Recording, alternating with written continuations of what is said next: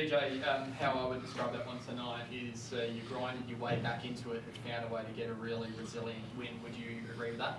Definitely. I think as a team that's competing for something special, you got to find ways to get some of these games. And I thought in the first half, turning the ball over against a team that lives off turnovers, having 11 in the first half and 7 in that first quarter really set the tone. That led to transition buckets for them and a nice, comfortable lead.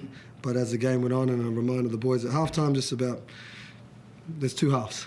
And right now, the effort that we need to play out, the intensity we need to play out, we just need to. There needed to be an urgency. I thought that the casualness was like watching an NBA game, playing it. They played 50 games, so I was kind of getting a little worried about that in the early parts. But not that they weren't trying. It's just things didn't come off our way. But the concentration and the shots weren't as consistent as I would have liked. Did you find with the Cairns Taipans, because of the fact that they lined up the way they did, it was just very difficult to match up with them? And then in the second half, we obviously saw that you changed the lineup, and that just changed the complexion of the game. No, I think they'll line up that group. I've seen it many times. Not having Dream or whoever I put on the floor, finding the guys on my group to find their consistency, because clearly I've had Craig here for a while. Removing Craig, I'm still trying to find the balance of who goes in, who goes out, what time they need to come in, what do they bring that could help this group move forward and shift the needle for us. So, I thought, again, everyone contributed. H was amazing. They all had big plays from AC to Robo to Sunday. They, steals, Macca, I think even DJ, like everyone contributed. Antonius, your form since the FIBA break has been amazing for this club, and I was just looking through some stats before. You're averaging 16.1 points in the last 3 games. Obviously, it's gone up a little bit after tonight as well. Like CJ was saying, you're just sort of finding your place within this team, and when you need to go and be uber aggressive, and when you need to sit back, and when you need to facilitate others. Obviously, Craig was leading the league in scoring, so when a guy like that is removed, you have to step up and just finding my way, staying out of foul trouble, staying on the court a little longer, being able to be effective for a longer period of time. But just trying to pick it up and just stay consistent. CJ, talk us through your emotions in those last few seconds when obviously there's the 3 clutch free throws, there's the trouble while they're celebrating prematurely, time added to the clock. What's going through your mind when all that sort of thing, just trying to calm things down? Yeah, well, clearly you don't want any of that to happen. I know that you need the crowd to get involved.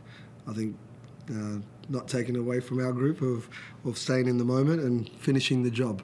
In Sydney, I thought while we won in Sydney, that game could have went either way. There's a lot of games in the league as 7 points and under, and trying to deal with those sort of situations. And we had a scenario, and there was a scenario just against Sydney, Cairns versus Sydney. You're down 6, you give up 2 threes. Don't need to give up a 3-point shot. So my whole thing was, we're up 3. Everyone needs to be on the 3-point line. I don't care who catches it inside the 3-point line, because they still got to pitch it outside. So you take away the 3-point line, you're good, you win the game. Obviously putting Kai in there, big, someone that pass over the top, trying to win the game as always. And Robo's night obviously wasn't his night, he just couldn't get it going, but it was his moment at the end. Is that, I guess, a bit of a story about perseverance, where it doesn't have to be your night, but it can be your moment when it really matters? Yeah, well, we talk about it. We've talked about it all year. Like, not everyone's gonna. You all have your own moment to shine. There'll be a different game. I don't need someone. Not someone's going to be that consistent for us all year. And it just the way the seasons work out and the way this league works out, in a 40-minute game.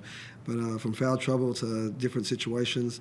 But I thought, while we're missing a few players, we're able to still step up and cover for each other and have each other's backs and compete at elite level and show that we can be elite consistently.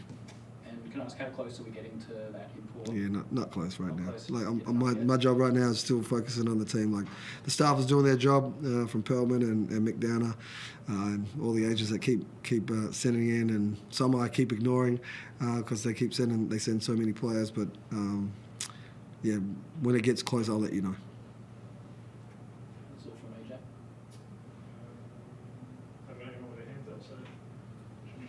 Awesome. Thank you very much. Thanks, guys. Jason just put his hand up. Well, Come on, Jason.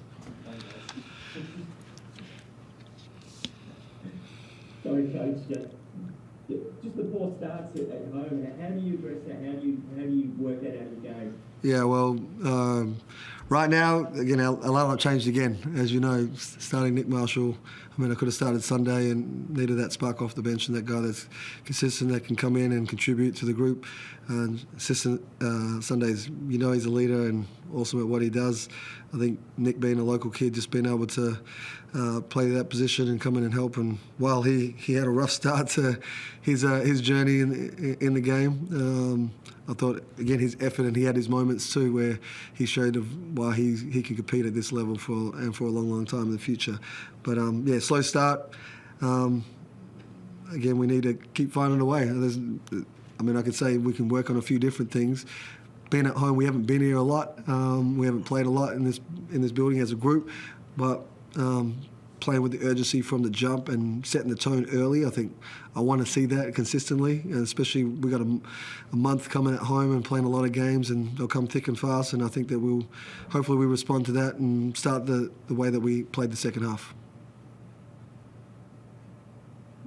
That first half, and that doesn't give you a sense of greater urgency with that import search, or you're still quite comfortable to sit on it and make the right choice? Not really.